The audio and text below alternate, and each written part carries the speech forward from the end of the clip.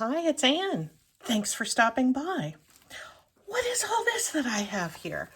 Well, we're going to be doing some eco dyeing of paper today. Eco meaning ecological. Maybe you say eco dyeing. I don't really know. I may say it both ways over the course of this video. But essentially what we're going to be doing is taking fresh things that I've clipped right out of the garden, squashing them between pieces of paper, setting them aside for a few days, and then we'll come back and see what kind of natural dyes, natural splotches of color these things have left on our paper, and we'll use them for our journals. I've done a little bit of this before. I started getting interested in it, seeing some YouTube videos.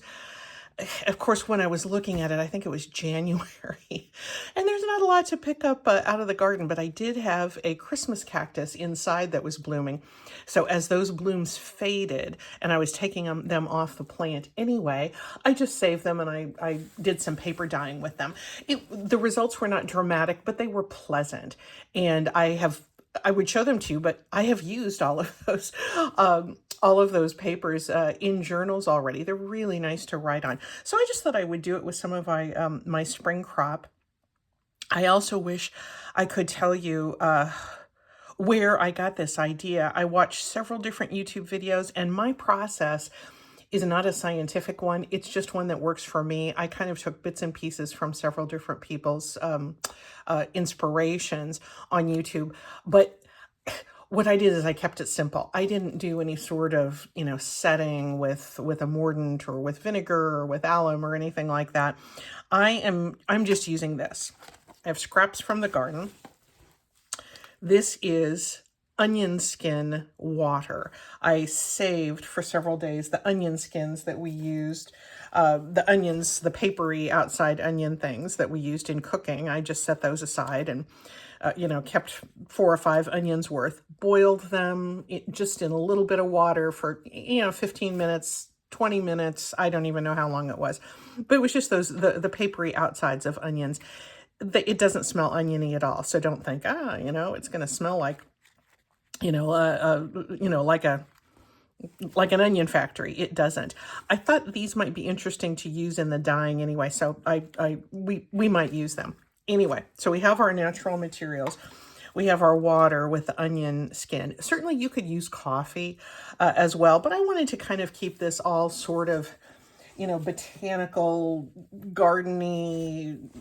Anyway, I thought it'd be fine to use the onion skin this time. I have occasionally used the onion skin formula to dye paper for my journals, but it comes out lighter than I usually like. I usually like the darker, more substantive color that I get from coffee. But in this case, I think it's going to be a nice background.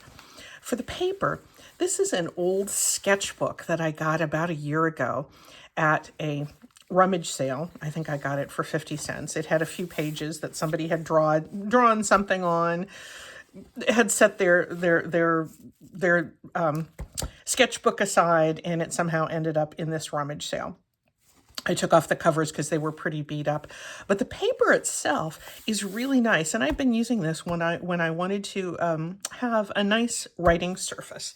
I'm seeing also now that because I've been out in the garden and digging around for some of these things, I still have a lot of dirt under my fingernails. So this is real life. Let's fill our spray bottle with this onion water. Hopefully it's cooled down enough. And my spray bottle, this is a Tim Holtz spray bottle. I don't think it's necessary.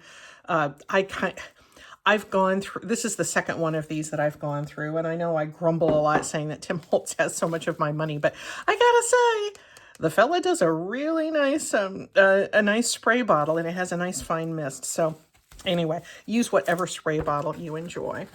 I was going to take these papers apart, but as long as they're all still bound in here, let's just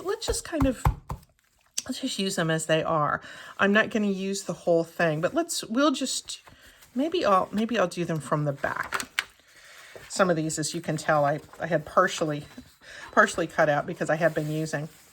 So what I'm going to do is I'm going to spray just to get a little bit of moisture here. And that's a very light color. And then, I mean, you know, there's no rhyme or reason. Here's some of my hot lip salvia that's starting to bloom. Oh, gee, I love this stuff. And I didn't mind sacrificing this for this project. Oh, boy, I get that sage smell. Because I know that these plants are going to be really abundant.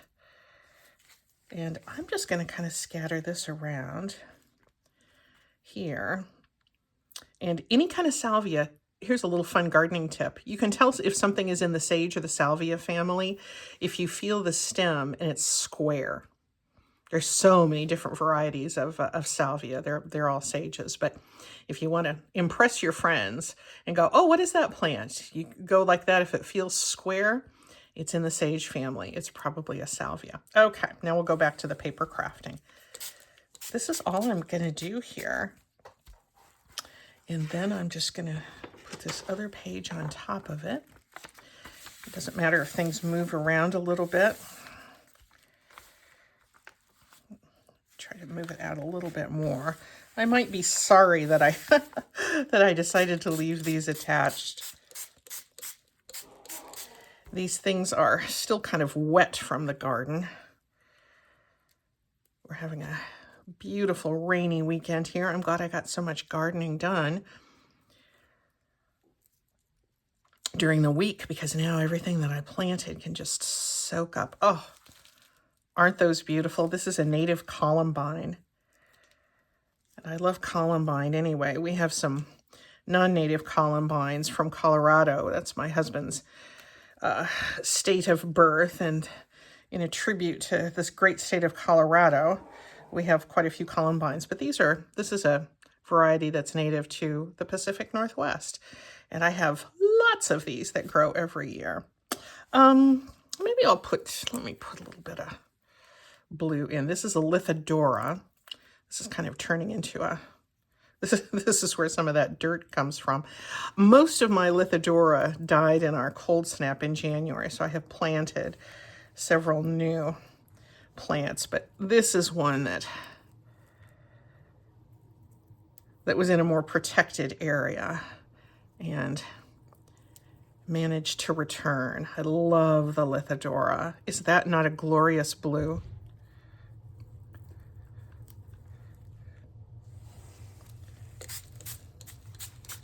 There we go. And with all due respect to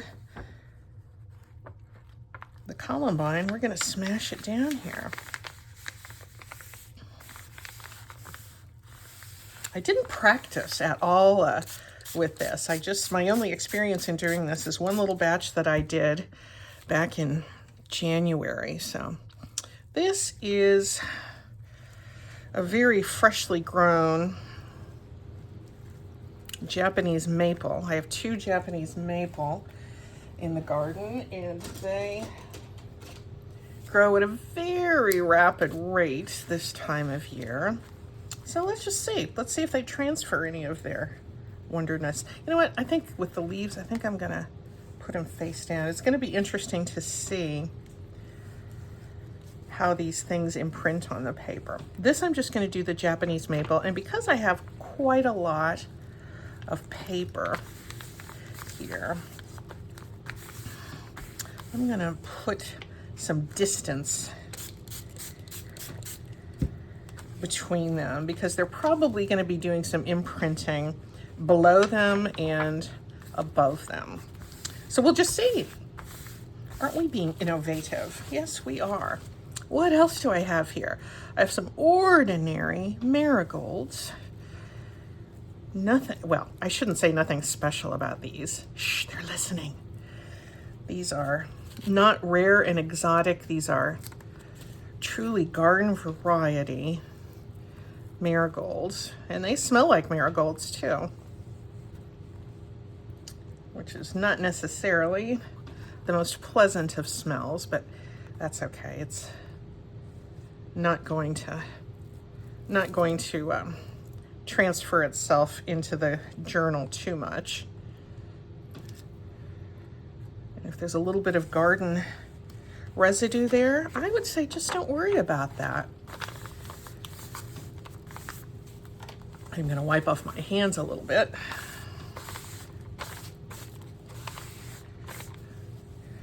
My dad, who was a farmer, always used to talk about good dirt. We never complained about dirt that we got on ourselves when it was good, rich, well-fertilized soil out in the fields. That was good dirt. So I always think of that during my gardening sessions.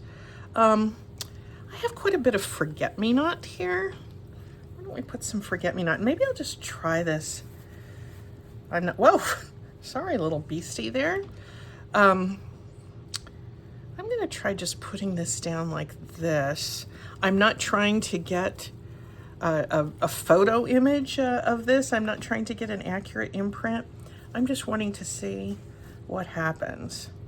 Forget-me-not lives up to its name, doesn't it? Oh my golly, it reseeds itself so prolifically year after year. So I do not at all mind sacrificing some forget-me-not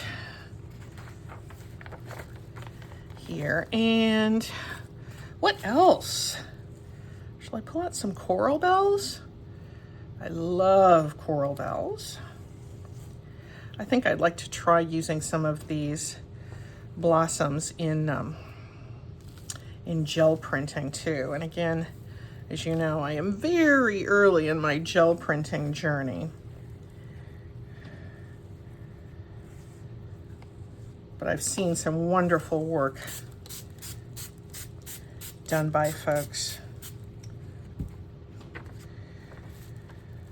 with botanicals in gel printing. How am I doing? Oh my golly, I still have a whole lot of paper left, and I'm not really trying to use it all up. Now, my experience when I was using my Christmas cactus over the winter was that I put it under a heavy weight for several days, like maybe 3 or 4 days. And then I looked at the pages and the stuff had really crumpled up and it looked really gross, but I just cleaned off each page and I was happy with the results. So we're just gonna kind of do that again and plan to have kind of a gross mess. What are these? You know these. Bleeding heart. What a wonderful sign of spring they are. I almost hate it. I have a beautiful bleeding heart shrub right outside my kitchen window that I just love so much. And I kind of hated to sacrifice one of these beautiful branches, but I took one that was way on the back, you know, not really visible, and so I sacrificed this for the cause. So why don't I just kind of scatter these about? And then I have some chive blossoms here. Maybe I'll just sort of sprinkle the chives. We'll put quite a bit on this one. I ought to do this with my grandson, actually. I think he would like that. He likes to look at different kinds of flowers and their construction, but as I think I've told you before, he makes magic potions out of them. We've made healing potions before that I wish I could share. If they were healing potions that actually worked, I would share with some dear, dear friends that are going through some difficult health crises right now. They're going to be fine, but difficult time getting there. Wish I could share those healing potions with you, my friend. Good. Nothing particularly artistic about that. Should I give this another spray? I'm sometimes spraying, I'm sometimes not spraying. As you can tell, you know, I would be a bad research scientist in this sort of scenario, because I'm not writing down, you know, my amounts or my formula. What else do we have here? I have some rock cress. That's a nice little perennial. Only thing about rock cress is it just doesn't last very long, but it sure is pretty when it does blossom in the spring. It's not going to look like rock cress when it comes through this experience, but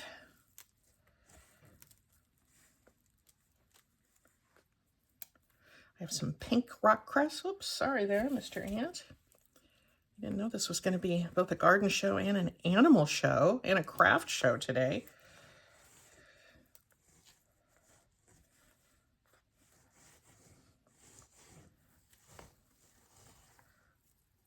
I'd like to say no insects were harmed. I do not like the idea of harming insects, but if a couple of them crawled in with me, yeah, sorry about that.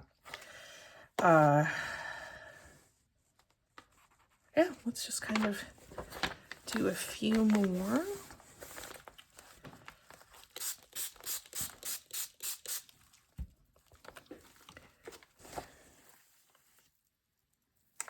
Oh, I have a calendula. Here's one that's at the bottom of my tub here.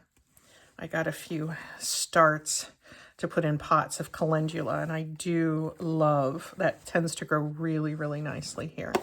So let me kind of take the calendula petals apart.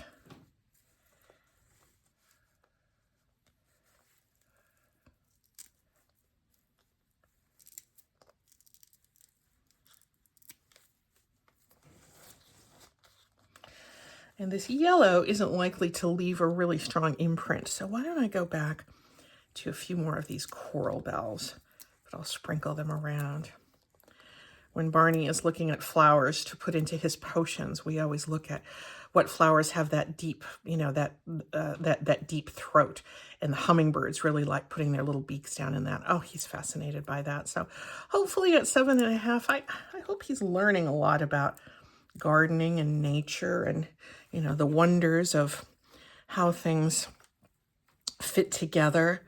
I think he probably is. I think he's going to remember spending that time in the garden with me. Anyway, enough of my being sentimental here.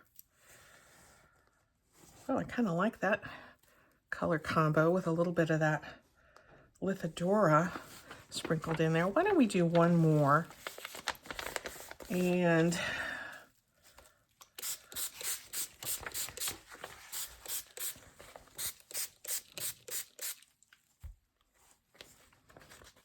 go. And what do we have here to choose from? Looks like I have some more chives. I have some more Lithidora. Yeah, I think I'm going to pull out the rest of this rock cress and a little bit of marigold that's left. So any that I don't use, of course, will go into the compost bin.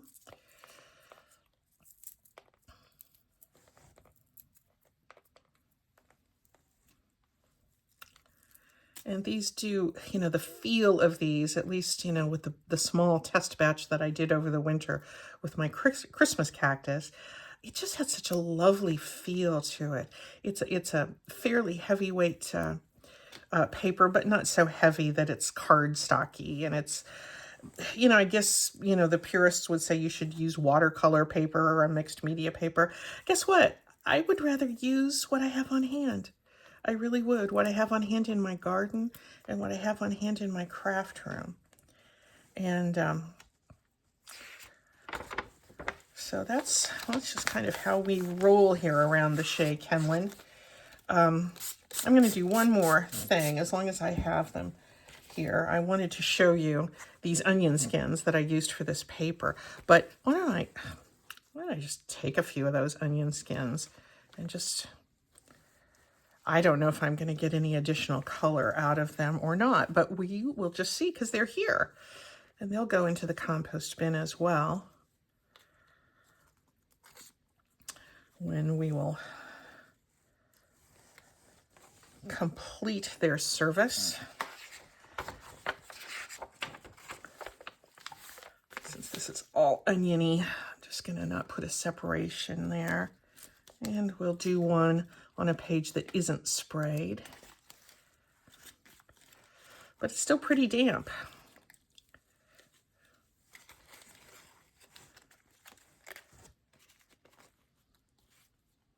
There we go. I still have a fair number of pages left, but I'm going to just pull everything here. And then I'm going to put this whole little smushy book onto a baking tray. I put paper at the bottom. This is baking paper, just like like I bake with, but I wanted to, any residual olive oil that's at the bottom there from us roasting our vegetables, I wanted to protect this from. Now, what am I going to do? I'm going to pull out the heaviest book I own. And it is the Library of Health. And it's going to sit right on top of this. I'm going to set this in the next room. And we're just going to see how it turns out. So we'll see in a little bit. Okay, we're back, and we're just going to see how this experiment with eco-dyeing has gone. Time to remove our Library of Health. A whole library right here. What comes in handy? That's for sure. Oof. So it has now been four days, about 4.5 days, since our last exciting episode, and I'm going to lift this out. I can feel that there's still a little bit of dampness, but I don't want the stuff to sit a whole lot longer. I'm going to lift it out of the baking tray, so I don't want it to get moldy. I don't know if it will or not. What I have handy is a little receptacle, because I'm going to have lots of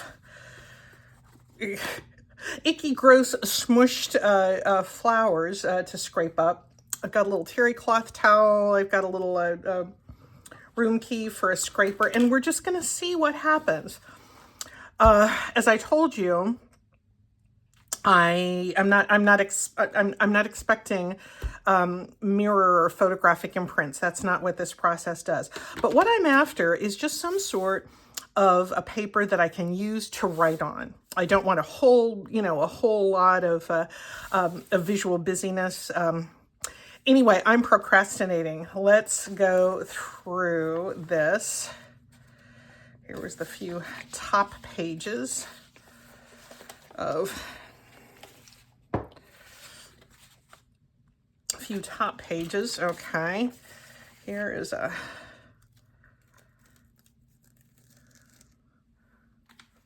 can't remember what this was. A leaf of some sort. I might have actually added this after we were on camera together. To see, this is where it might have been nice. I just had the one leaf there. I guess this was off of Bleeding Heart. Yeah, I recognize the shape. It might have been nice if I had covered the entire page with that. So that's a lesson learned. But that's actually kind of an interesting. It looks almost like a bird's wing or something there, doesn't it? What do we have as we keep going? There's a little bit of moisture. I'm going to lay them all out on a table when I'm done showing this, and then I'll decide what to do with them. Looks like a little bit of something coming through here. This has come through several layers. So there's a little bit of staining here and there. That's something I will probably go back and do more staining with coffee or even onion skin paper. Speaking of onion skins, I think we're getting to the point. Yeah, that's some of the onion skins showing through. That makes an interesting pattern. Let's turn this page. Yep, there's our onion skins. Wait, that makes, oh, that's almost all dry. Yeah, that makes kind of an interesting pattern. Again, there's no onion smell to that at all. Sometimes there's some places where the lines in the onion skin come through rather distinctly, and others where they're just a kind of a glob. And I don't know. That's kind of interesting. Again, these are going to all be backgrounds, and I might add more stuff to them. Anyway, let's just keep going. Okay, yeah, we got a lot of good dye transfer from these onion skins. Even a little bit of blue there. We can see if you can see these. Yeah, I would use that. And one thing that's kind of nice, when this dries completely, because it's feeling just, still just a little bit damp here. Once this dries, this is going to be a really nice surface to write on. And I like I like the fact that I had a pattern all the way around. That's something I'm going to remember for next time I do eco dyeing, is to fill the space a little more actively. Okay, here is a page where we had those chives. There's some rock cress here and some marigolds. And it looks like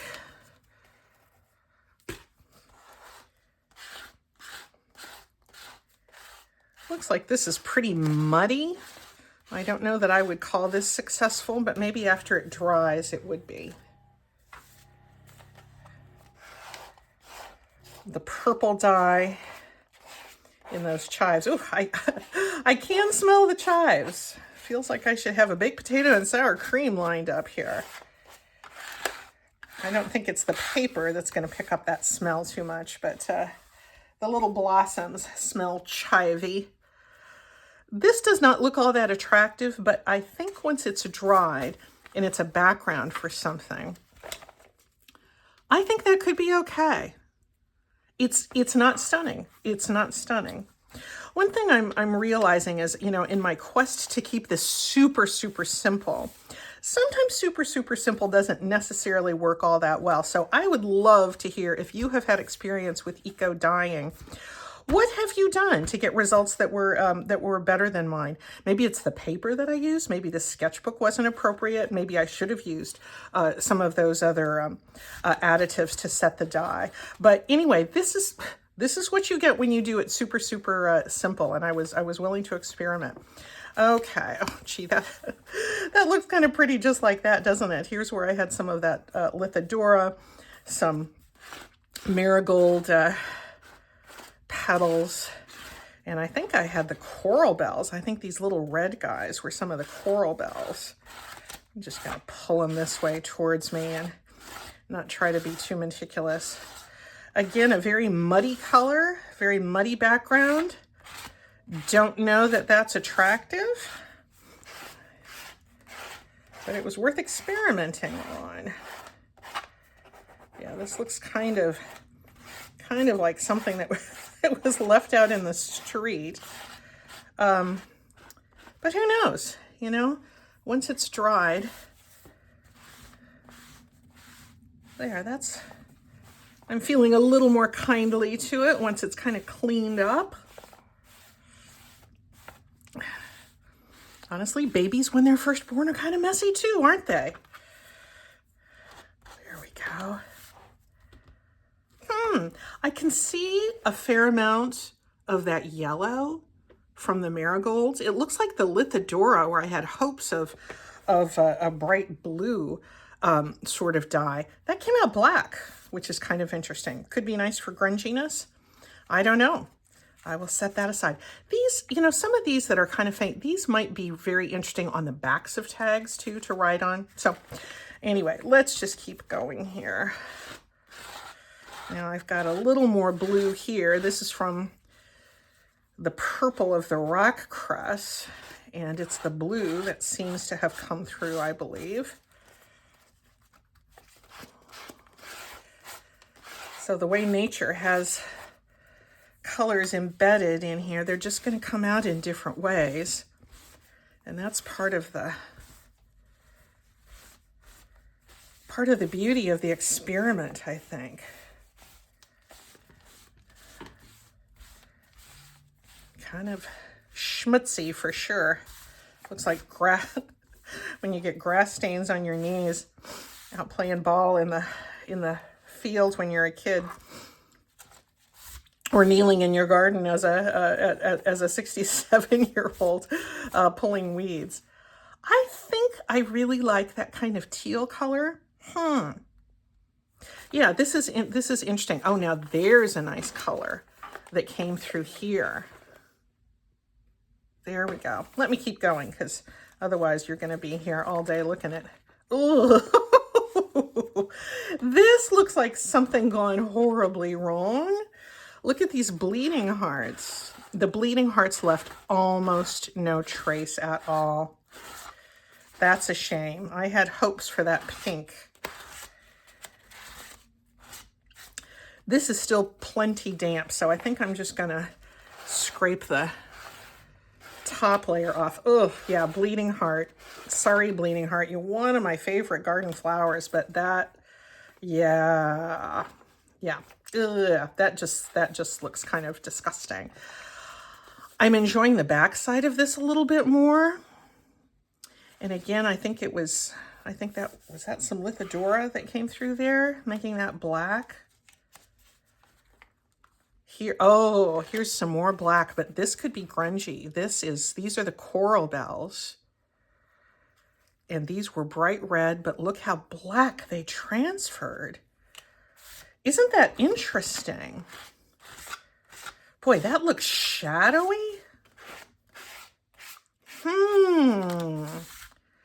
That could be a really interesting something or other, because that just looks like a shadow, but it's the red of these coral bells. Can you believe that? You just never know what's going to happen. And maybe it was the interaction with the onion skin water. I don't know. The paper holds its mysteries. Oh, this is looking kind of autumnal to me. It looks like something, or kind of wintry. I don't know. Okay, here's something that's going to be gross. Oh, prep yourselves, friends. You may want to avert your eyes. Ugh. Yeah, this might be kind of gross. Yeah, that's still... This has such a grassy smell to it. These are the forget-me-nots that are so abundant in my garden right now. Yeah, maybe after these dry, they might be kind of a little more interesting. But right now they're not so much interesting as they are just kind of disgusting. So let's kind of keep going.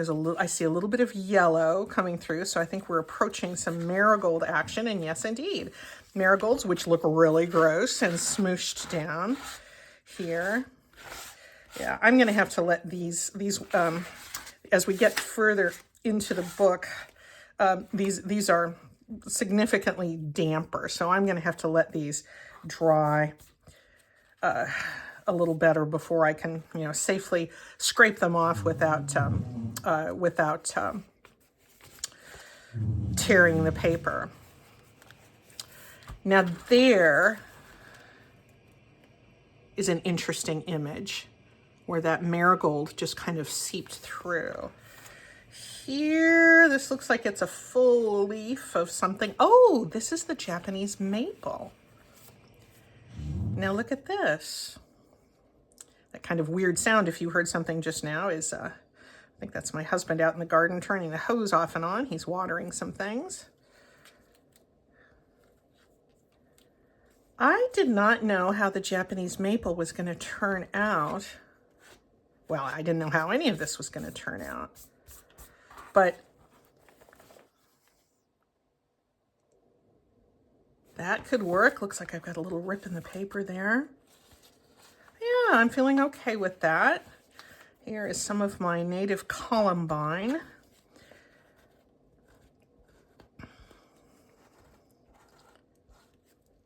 Which again is just a gummy, pasty mess right now. Yep, that Lithidora did not leave much blue. What left blue, any little hint of blue that I have in all this, is from the rock crust. So I'm going to write all this. I'm going to write all this down in my garden notebook. I'm kind of enjoying this. I think this, I like that I can see the leaves, the veins on that Japanese maple on this side from where it was put down here. Yeah, those veins showed through on several pages. All right, this is the Hot Lips Salvia. Maybe I did get some red out of this, or maybe I just got a lot of messy schmutz. Definitely got some messy schmutz there. Okay, I'm going to set these out and I'm going to let them dry a little bit more, and then I might do a quick little project with them. I'll be back. Well, I've got to say, this was fun. I looked at all those papers, and some were just, you know, they look like they were beyond hope. I think I can use almost all of them. Dried them out in the sun, spent a lot of time scratching things off, so sorry for those dirty fingernails, but this is real time. They dried very quickly out in the sun, and again, they weren't sopping wet. They were just a little bit damp. But I was so captivated. This is the sheet that had those coral bells that came out so unexpectedly charcoal color. And I just made a little notebook, and the word that kept coming back to me over and over was gentle. You know, there was just this sort of gentle, watery, unexplained abstractness to these background pages, and it's can be beautiful to write on. And I used the pages for writing pages in this little journal. I made some pockets.